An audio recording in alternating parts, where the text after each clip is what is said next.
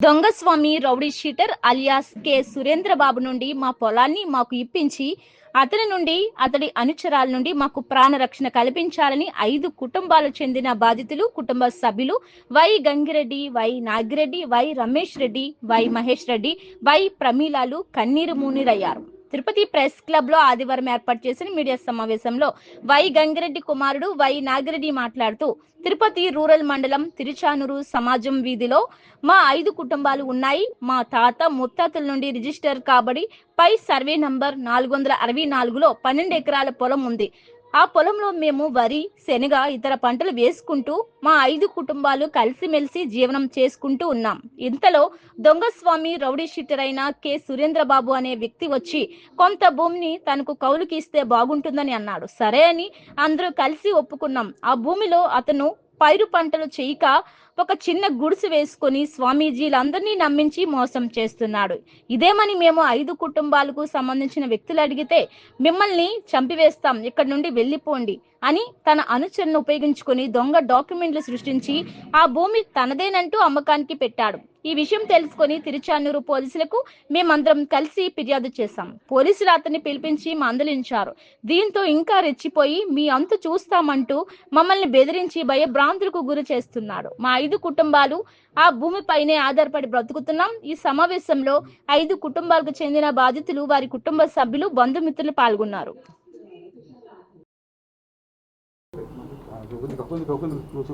మాటలతో మబ్బి పెట్టినాడు. మాకు వాళ్ళు పెద్ద వాళ్ళు తెలుసు, పెద్ద వాళ్ళు తెలుసు, మాకు తెలుసు. నంబర్ 8-51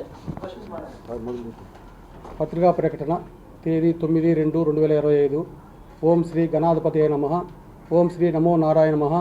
అయ్యా, ఈ దినం మేము ఈ పత్రికా ప్రకటన వచ్చిన కారణం ఏమనగా మేమందరము తిరుపతి జిల్లా తిరుపతి రూరల్ మండలం తిరుచానూరు పోస్టు మరియు గ్రామం సమాజం వీధి డోర్ నెంబర్ 8-51 గల ఇంటిలో కాపురముండు ఏకన్న గారి గంగిరెడ్డి తండ్రి వై వెంకటేశ్వరరెడ్డి మరియు మా 5 కుమారులు కలిసి వ్యవసాయం చేస్తూ జీవనోపాధి గడుపుతున్నాము. ఈ దినం మేము ఈ పత్రికా విలేకరుల ముందు వచ్చుటకు ముఖ్య ఉద్దేశం ఏమంటే పవిత్ర పుణ్యక్షేత్రమైనటువంటి శ్రీ పద్మావతి అమ్మవారి పరిసర ప్రాంతములందు కొంతమంది బాబాలు మరియు స్వామీజుల ముసుగులో వచ్చి మేము ఆ స్వాములు ఈ స్వాములను చెబుతూ అమ్మవారి దైవ దర్శనములకు వచ్చు ప్రజలను మభ్యపెట్టుచు మోసాలకు పాల్పడుతున్నారు. దీనికి ఉదాహరణ అటువంటి కె సురేంద్రబాబు ప్రత్యక్ష సాక్షిగా నిలబడి ఉన్నాడు. ఇతను తేదీ 7/2/2025 ఇదే ప్రెస్ క్లబ్ నందు పత్రికా సమావేశం ఏర్పాటు చేసి అతని గురించి తప్పుడు ప్రచారాలు ప్రజల ముందుకు తీసుకొని రావడం జరిగినది.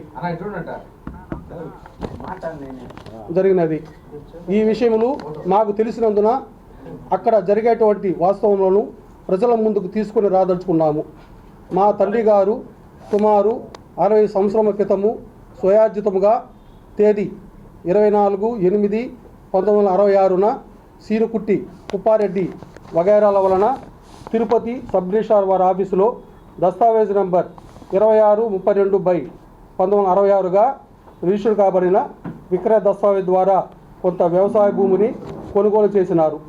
తరువాత చంద్రగిరి ఇనాం డిప్యూటీ తహసీల్దార్ చంద్రగిరి వారు నా పేరిటకు రైతువారి పట్టా మంజూరు చేసి ఉన్నారు. అప్పటి నుండి సదరు వ్యవసాయ భూమిని సంబంధించి రెవెన్యూ వారికి భూమి శిస్తులు కూడా చెల్లించుకుంటూ వ్యవసాయం చేస్తున్నాము.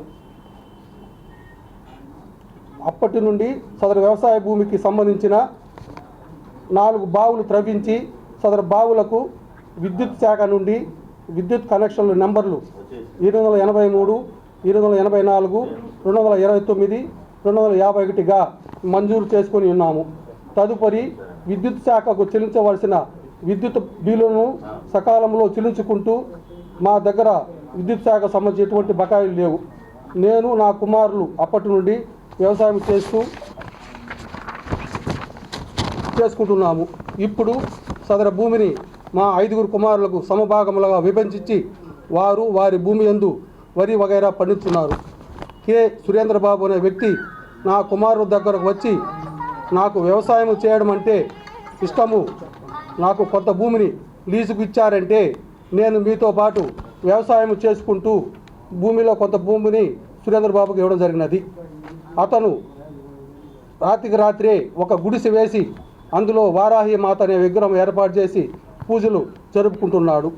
కె సురేంద్రబాబు అతని అనుచరులను కొంతమందిని పద్మావతి అమ్మవారి సన్నిధి ఎదుగు పంపి అక్కడ వచ్చేటువంటి యాత్రికులను ఈ వారాహి మాత అనే ముసుగు బాబా చెప్పి అక్కడి నుండి యాత్రికులను మా పొలం దగ్గర తీసుకొచ్చి మోసాలకు పాడుపడుతున్నాడు. అతనికి లీజుకి ఇచ్చిన భూమిలో ఎటువంటి వ్యవసాయం జరగడం లేదు. తదుపరి మేము కె సురేంద్రబాబు అనే అతని దగ్గరికి వెళ్ళి ఏమి వ్యవసాయం చేయకుండా పూజలు పురస్కారాలు చేస్తున్నామని అడుగగా నాకు భక్తి ఎక్కువ, పూజలు చేసుకుంటూ ఉంటాను అని చెప్పి మమ్మల్ని బెదిరించుతున్నాడు. తరువాత కె సురేంద్రబాబు మేము వ్రాసి ఇచ్చినటువంటి లీజు పత్రములను పాత స్టాంప్ పేపర్లు సృష్టించి స్థిరాసి శుద్ధ విక్రయ పత్రములుగా మార్చి మా సంతకములను ఫోర్జరీ చేసి ఉన్నాడు. తరువాత సదరు వారాహి మాతా అమ్మవారి ట్రస్టును తిరుపతి టౌన్ యందు మధురానగర్ అడ్రస్తో రిజిస్టర్ చేసుకొని మా యొక్క భూమి యందు రిజిస్టర్ చేసినట్లుగా క్రియేట్ చేసి విద్యుత్ శాఖ వారికి విద్యుత్ కనెక్షన్ కొరకు ఇవ్వడం జరిగినది. తరువాత సదరు విద్యుత్ శాఖ వారు మా వ్యవసాయ భూమిని మరియు అతను సృష్టించిన విక్రయ పత్రములను పరిశీలించి మమ్మలను విచారించగా ఇది గంగిరెడ్డి అను రైతు భూమి, అతనికి ఎటువంటి సంబంధం లేని చెప్పగా సదరు విషయములు విచారించి సదరు విద్యుత్ శాఖ వారు విద్యుత్ కనెక్షన్ ఇచ్చటం నిరాకరించినారు.